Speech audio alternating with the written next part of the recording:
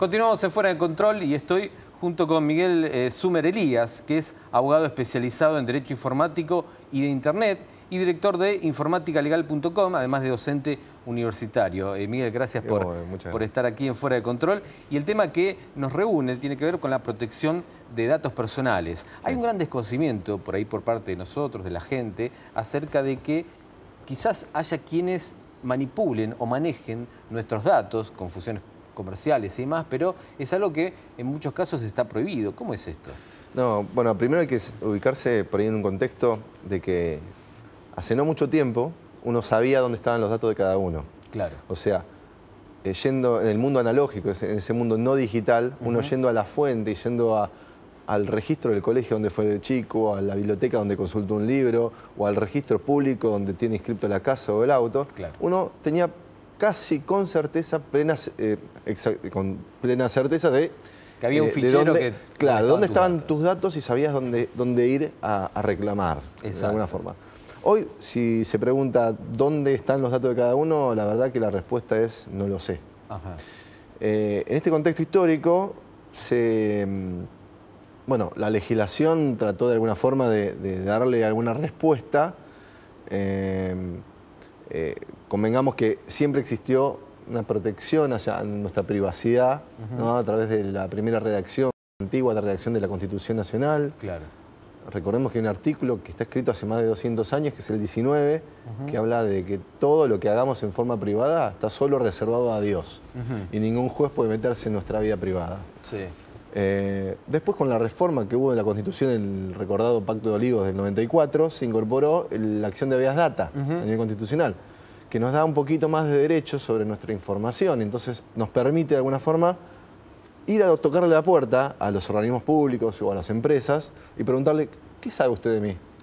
Claro. Y esa persona o esa empresa no tiene otra que contarte o darte esa información. Este lamentablemente es un derecho que no se conoce mucho. Claro. Hay que explicar, ¿no?, que en el marco de una sociedad de consumo son importantes nuestros datos para ver qué consumimos o otras claro, cuestiones que tienen que ver con la salud y demás.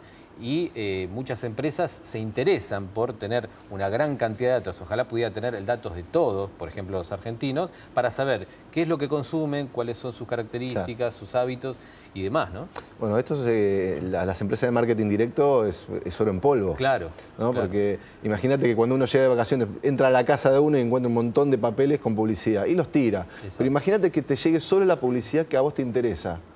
Esa información para las empresas es valiosísima. Yo una de las preguntas que siempre hago con respecto a Internet, ¿no? Les pregunto a la gente, ¿Facebook es gratis? ¿O las redes sociales son gratis? Y todos te dicen que sí, porque no pagan. Entonces la pregunta siguiente es, ¿pero qué monedas de cambio existen? ¿Solo es el dinero? ¿Las redes sociales son entidades de beneficencia? No.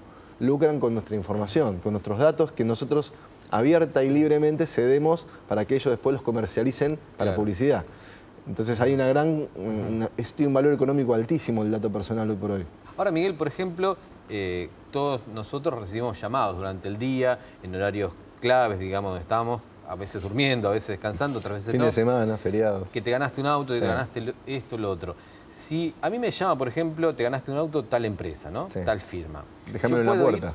Claro, que nunca pasa, pero está el riesgo de la estafa, ¿no? Pero yo puedo ir a esa empresa X claro, y decirle, bueno, ¿qué información mía? Me tenés que dar la información que tengas sobre mí. Sí, el tema es que, te pregunto, ¿no? ¿Vos sabés quién te llama muchas veces? Oh, muchas veces no, claro. Claro, y muchas veces es número bloqueado. O sea que el derecho lo tenés, eso es lo importante. Primero, la gente tiene que saber que existe un derecho que tiene de reclamar. Fundamental. ¿No? Recordemos que después de la Constitución se sancionó la ley que mencionaste, que es la 25326, que se llama Ley de Protección de Datos Personales, que nos da mucho poder al ciudadano, le da mucho poder en realidad de ir a controlar qué hacen la gente con nuestra información. Claro. Pero es un derecho son derechos que no se conocen, no se difunden mucho. Claro.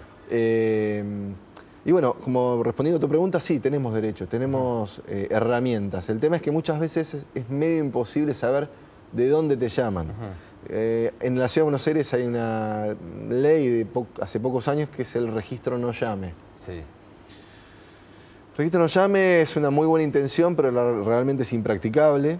¿Qué es? Es un registro donde uno voluntariamente se anota para pertenecer a una base de datos en la cual las empresas de marketing deberían consultar para no llamarte. Deberían. Claro. Pero es impracticable porque uno para anotarse en ese registro es un trámite súper engorroso. Tiene que ir personalmente a una oficina del gobierno de la ciudad, presentar la titularidad de la línea telefónica. Es un engorro total. Y después, claro, cuando te llaman por teléfono para ofrecerte algo y aparece el número bloqueado, siempre la carga probatoria está del lado del consumidor. Claro. Entonces es muy impracticable ese artículo. Ahora, Miguel, ¿en qué casos cotidianos, para que la gente entienda de alguna forma, hay un manejo o uno puede aplicar esta ley, este derecho? ¿Cuáles son los datos más cotidianos? Recién hablamos de las llamadas telefónicas. Sí. ¿Qué es lo más normal, los casos más normales o más comunes en los cuales, no quiero utilizar la palabra traficar, pero de alguna forma haya una circulación de datos que no es legal, ¿no? Depende del objetivo comercial de la empresa que lo solicite. Tengamos en cuenta que dato personal no se limita a nombre, apellido, DNI. Dato personal es tu imagen, tu voz, tu huella digital, tu dato bancario, el número de quit, de quill, cuenta... ¿Tu voz también? La voz, son datos. O sea, si vos no existieses, una persona genera información por existir, ¿no? Y la imagen es un dato personal y está protegida por esta ley. O sea, el concepto de dato personal es toda información relativa a una persona física o jurídica, ¿no? Identificada o identificable. Eso si es alguien el utiliza, por ejemplo, una foto tuya sin tu consentimiento para decir, bueno, este consumidor, así como otros, consumen este producto. Es decir, eso no es legal. No, en la medida que tu imagen esté dentro de un banco de datos en lo cual lo utilicen sin tu consentimiento, tenés acciones. La ley 25.326 habla de una segunda categoría de datos denominada datos sensibles, que son los datos de salud, de orientación sexual, datos políticos, religiosos. Imaginemos que una universidad tenga discriminados a sus alumnos por la ideología política, por la orientación sexual, por los pensamientos filosóficos. Digamos, esos son datos que apuntan directamente a la discriminación y esos están prohibidos a no ser que haya alguna excepción especial que les permita tenerlos. Ejemplo, a la iglesia le prohibís tener datos religiosos de sus fieles, sería absurdo, entonces está permitido.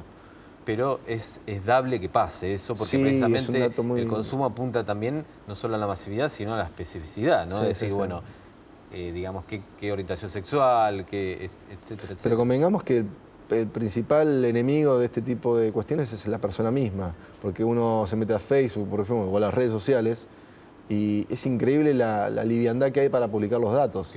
Orientaciones, opiniones políticas, y no se lo dan a un Estado. Muchas veces uno enfoca el miedo hacia el Estado, pero se le da a una empresa multinacional que tiene más poder, más dinero y más cantidad de usuarios que muchos países del planeta.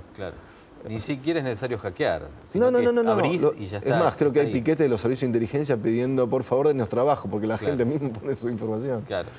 Un consejo puede ser, además del Facebook, pero por una cuestión incluso hasta de seguridad, a veces uno por ganarse una tarjeta de descuento de algo o demás, la trampita detrás de eso es que uno llena un formulario muy intenso, con datos muy específicos, más allá del nombre y demás, y eso esconde atrás la recepción, digamos, recoger datos de la gente, ¿no? Exactamente.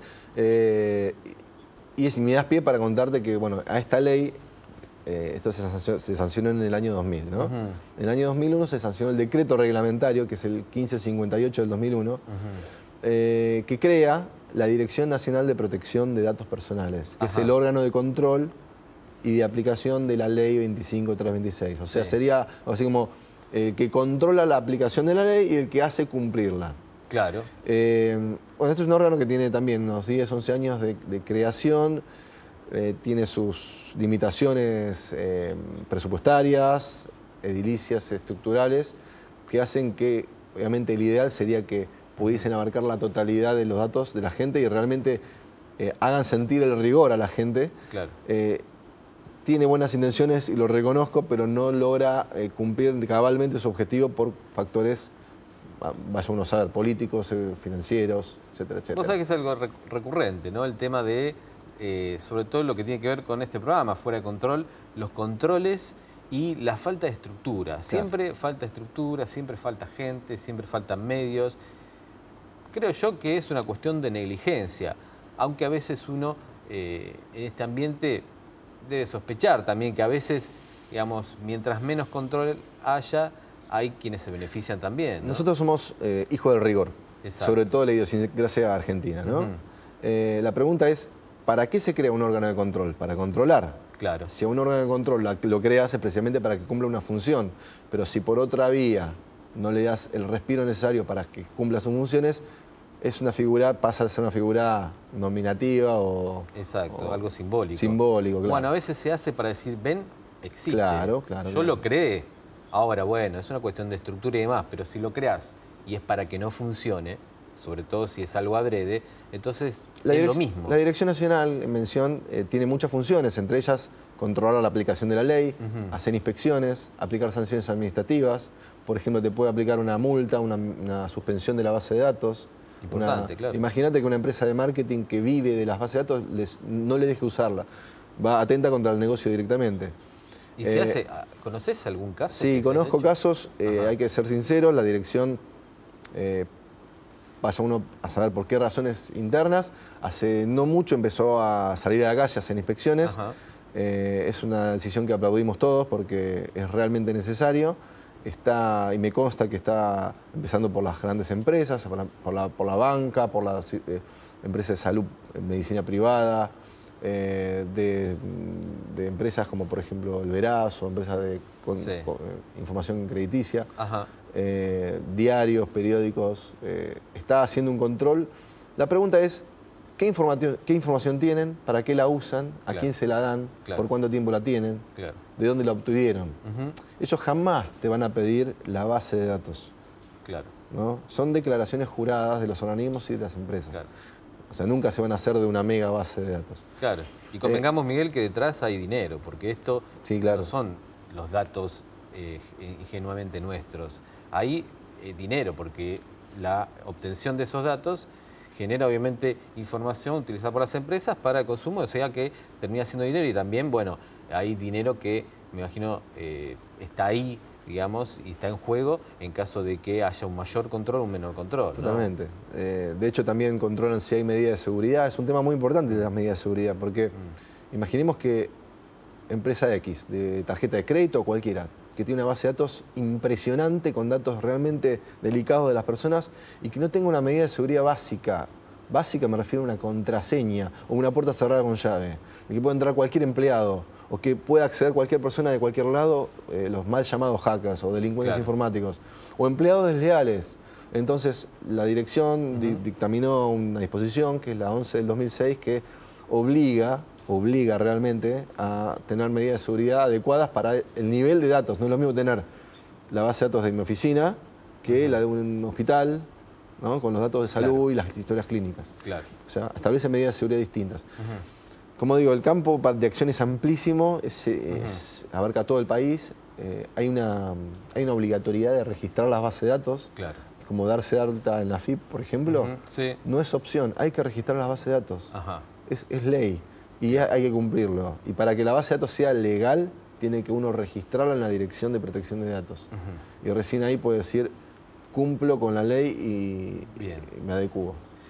Bueno, la verdad que un tema muy interesante, Miguel, te agradezco tu presencia acá. Seguramente en otra oportunidad seguiremos charlando porque es un tema que lo estamos dando a conocer de alguna forma, más allá que es viejo, pero precisamente lo que falta es esto, difusión, así que vamos a continuar esta charla seguramente en otro momento. Va a ser un placer, muchas gracias.